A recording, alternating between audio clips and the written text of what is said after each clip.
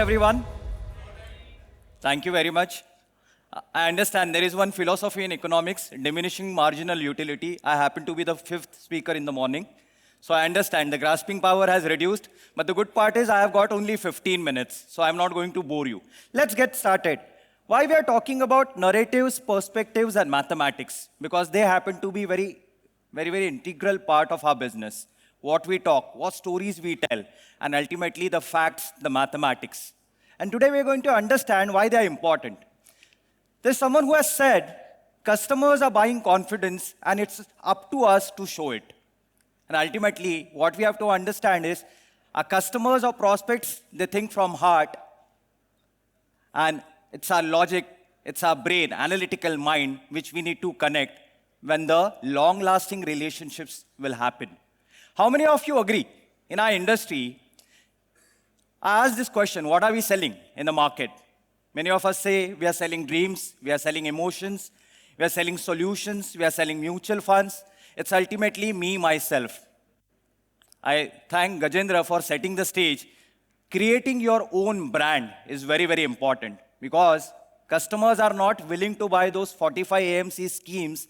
They're willing to buy who you are, what you are selling. You are the solution, as rightly mentioned by Nick Murray as well. Now, in this journey of connecting customers' heart and our brain, what we have to understand is the question which is asked, how much will I make? How much will you make? That is the common question everyone focuses on. But quite a few reach to the another end of the tunnel, which happens to be, how much do I need? Very few. Many of the speakers mentioned here, we need to do financial planning, goal setting. How much do you need to achieve your goals, which is your need? The wants are unlimited, we all know. If markets are giving 20%, someone may want 30% or 40% also. 2 days back, I was in Indore. I was doing one event for investors. One investor said, I want 100% return every year. Well, wow. Something has to happen in the market to give you 100% return every year, right? Wants are unlimited, but needs could be defined. And that is what we need to do. And in this journey of defining needs, what happens is we forget to implement one important learning from Stephen Covey. He says, the main thing is to keep the main thing the main thing. What do I want to achieve? What are my objectives? Where do I want to reach at the end of this journey?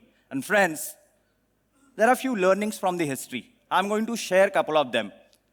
I believe many of us spend lots of our time in understanding market outlooks, how markets are looking, where are we headed.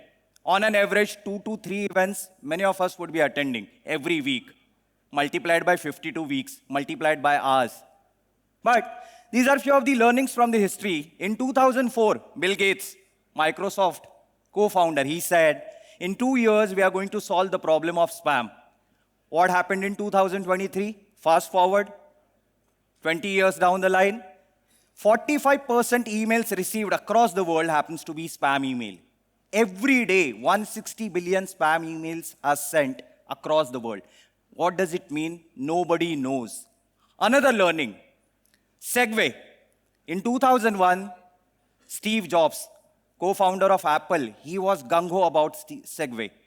He believed there would be cities developed to have Segways pass through. In fact, what happened? In 2010, one of the British businessman, Jimmy Heselden, he acquired Segway for around 100 million. And while riding the Segway in his own property in England, he fell off a cliff and died in very same year, 2010. Throughout the lifetime of Segway, just 140,000 units were sold. Nobody knows.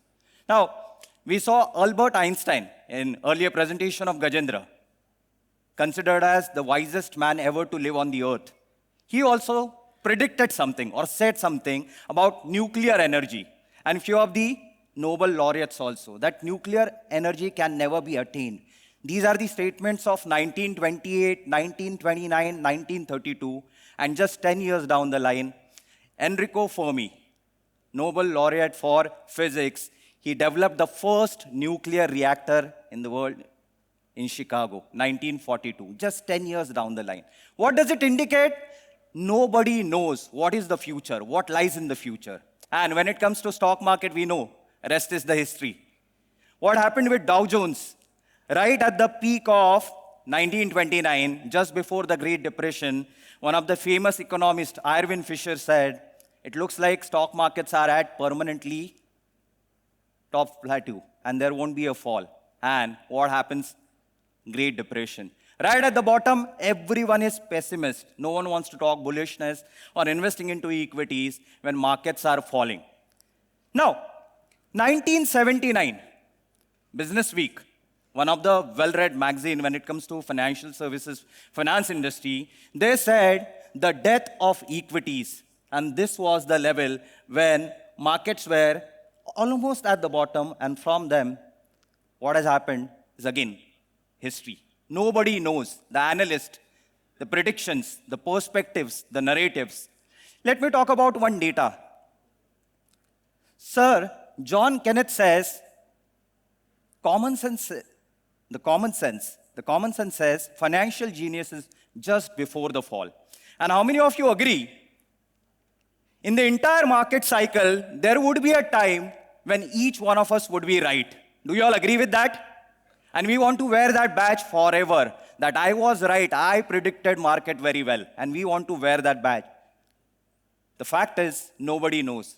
Even the genius of the world doesn't know what lies in the future, just 10 years ahead of the time. Friends, in last 4 or 5 years, what has happened with US economy? Let's have a look at the numbers. What the analysts predicted or projected about the US GDP growth rate, and what was the actual and what was the variation. 2022, analysts predicted around 3.1% growth. Actual was 2.5, variation of around 19%. 2023, they predicted just flat or 0.1% growth in US GDP. The actual was 2.9, a variation of positive 2,800%. Wow. 2024, 2.4% versus 3%, 25% variation. Nobody knows. Everyone is busy predicting where are we going. No one is ready to understand what is required from me to achieve the wealth creation or begin that wealth creation journey. Let's come to Indian markets. Everyone is talking about India is growing, India's growth story, Amrit Kal. We all have talked about it to our investors, to our prospects. I thought, let's pull out the data and understand. The last column you can focus on, number of years to double from 1962 till date. Past, present, and future we are going to discuss in next 2 minutes. 12 years, 8 years, 11 years, 14 years, 6 years, 12 years, and question mark. How much time will it take from around $4 trillion economy to double? What are the predictions? By 2035, how much? Double. Okay. The predictions are, by 2035, India GDP would be $10 trillion economy, and by 2050, we would be $30 trillion economy. But for that, something has to happen, and that something happens to be, which has not happened in last 65 years. In 10 years, Indian economy has to multiply by 2.5 times, or in next 25 years, Indian economy has to multiply by 7.6 times. How is it going to happen? Last couple of quarters, we have seen projections have been revised downward. Consumption is slowing down. Government capex has come down from the COVID peak. What are we going to do about all these things? We have to think. Now comes the mathematics. Do you all remember the rule of 72? In last 30 years, Indian economy has been growing at 6.2%. And if we keep that 6% growth rate intact for next 25 years, and put it into a rule of 72, it may take 12 years to double the economy from current level. That means by 2037, we may be around $8 trillion economy, or by 2049, which rest of the world is predicting 30 trillion, we could be around $16 trillion economy. This is mathematics, not the stories, not the perspectives. Are you all with me? Great. Now, the point is, Tushar, this is all okay. We understand this. Markets are growing. But last 3-4 months have been dicey, volatile. What should we do about it? When there are tailwinds, returns are there, India optimism, investors are gung-ho about the growth story, and they want to invest, very good. Business is growing. But what about the headwinds? What are you going to do about that? That is going to define your journey of growth in this business. Do you all agree with that? What I am going to talk to my customers when markets are falling, when they are not growing, how I am handling the headwinds. And for that, rather than thinking about what we cannot control, we have to think about what I can control, what is in my hand, where should I focus? Let's talk about that. I'm going to show you one graph. My business growth versus market growth. If market is not growing, I am also not growing, then I should be thinking twice, should I remain in the business or move on to some other business? If market is not growing, but I am growing, I should be thanking God that I'm stealing the market share from someone else and I'm going, but market is not growing. Wow.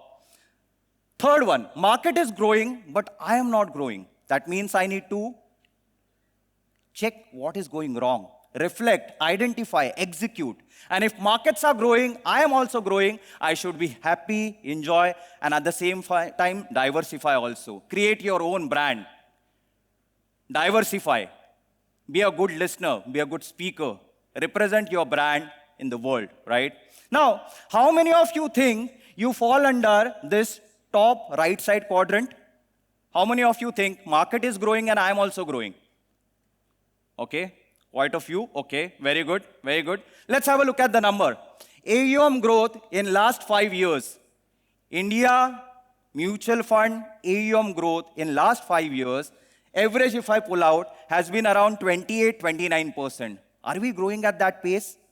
When markets are falling, will we be able to keep that pace going of around 28% or 25% growth rate, tick mark, for every year for next 10 years?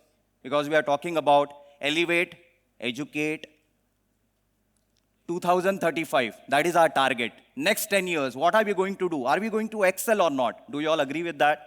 And for that, what is needed is, what is going to grow my business? MTM, India growth story, optimism. Are we relying on only these pillars? Or I need to talk about how to acquire those new customers, how I'm going to onboard them, and how they are going to stay with me for longer term, not just start the relationship and within 6 months, within 1 year, disappeared. Longevity of the customer's relationship, emotional connect is very, very important. And friends, there are 3 pillars. Gajendra also mentioned about few pillars and the pyramids. I also came up with few pyramids for you all. And we all focus on only one aspect of the pyramid, markets, markets, and markets. We have to think twice. What should be the foundation of my pyramid? And that happens to be the right practice management. What practices I am investing into? What I am doing about my business, for my customers, for my growth? Gajendra mentioned about it in detail. I am just summarizing it for you all. Practice management, marketing, creating your own brand, and remaining 10% could be the market, which is a byproduct. It is going to happen. It is not in my control, not in your control or anyone else. I have to focus on what is in my control for that sustainable growth. And friends, DSP happens to be the first asset management company in the industry who has taken this initiative. We talk about practice management, we talk about how to create that brand, marketing, digital presence, everyone is turning digital, but how to achieve it? DSP has set up Distributors Success Initiative. We all know. No one taught you marketing, how to do marketing, branding, because everyone was busy teaching you markets or the outlook. DSP happens to be the first AMC thinking 10 years ahead that what is needed, how I can be your valuable growth partner in growing your business. And that is what we are doing. Who is this? Warren Buffett? Rakesh Junjunwala? Who is the third person? Nick Murray.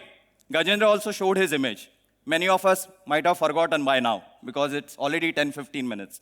So what we have done is, Nick Murray books, they're quite expensive, 15,000 rupees, 20,000 rupees, 25,000 rupees. There are these books available, we have bought them, created a summary and crafted workshops based on Nick Murray's learning for you all to grow with us in the industry. Practice management. How should I apply it? How should I learn from his? Because no one has time to read books of 300 pages or 500 pages. What we have done is marketing and practice management. It can help you in acquiring new customers, creating your brand, referrals, how to ask for referrals, effective way, how you can deepen the relationship with your customers, quite effective engagements, master in presentation. How should I talk in front of the audience? Many people don't know how to stand. They stand like this, put their hand in the pocket. How should I connect with my audiences emotionally? These are the practice managements. What should I talk about if someone comes to me for retirement planning, child education planning? These are the topics we have crafted, the art and science of selling mutual fund. And we are imparting training, workshops, and we have already started, friends.